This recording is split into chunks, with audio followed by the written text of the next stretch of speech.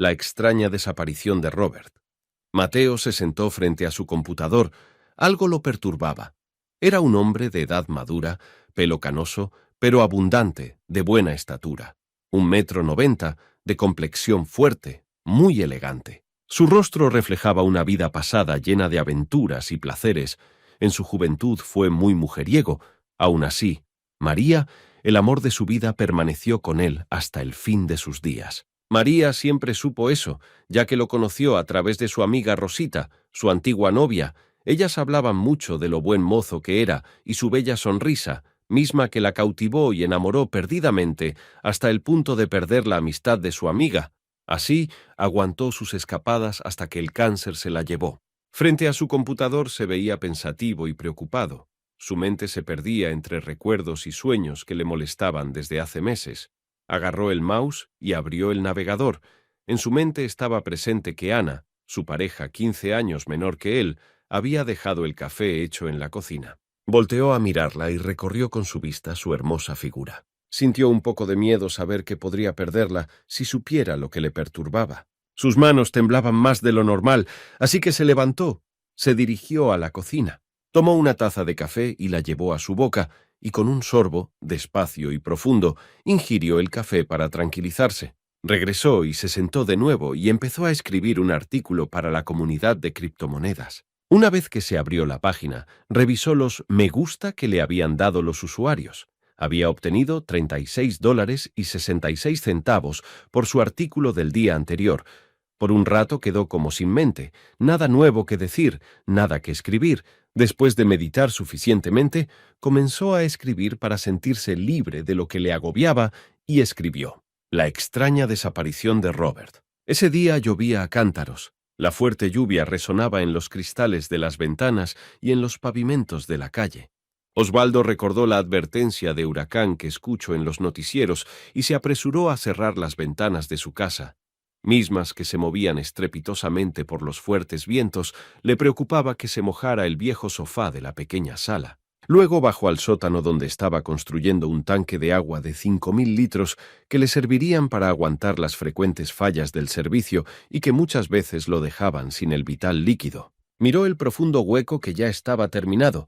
Solo faltaba echarle cemento y colocar la bomba de agua y la tubería. Cerró la pequeña ventana del sótano para que no entrara más el agua y se dispuso a mezclar el cemento para terminar el tanque. Escuchó unos golpes en la ventana del sótano. Miró y era su vecino Robert.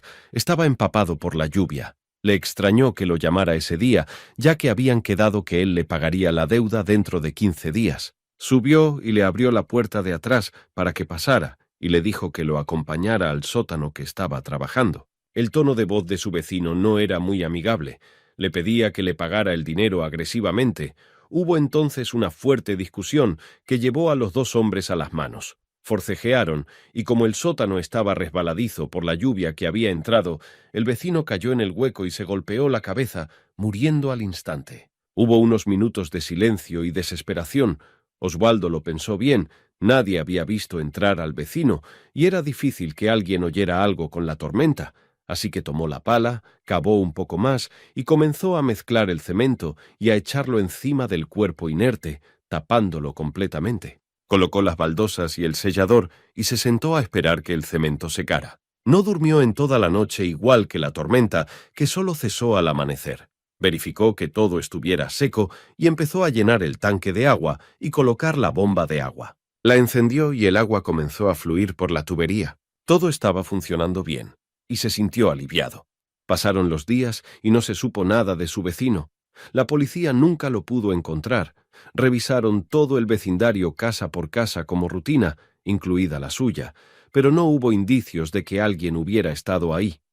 Semanas después, Osvaldo consiguió un trabajo en la construcción y también encontró el amor en Dolores, su vecina viuda, esposa del desaparecido Robert.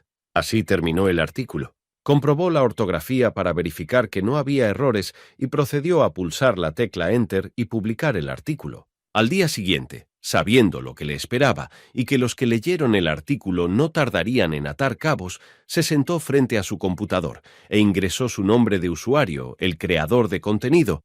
Revisó el artículo y vio los miles de comentarios que tenía. sonrió tristemente y cerró la sesión.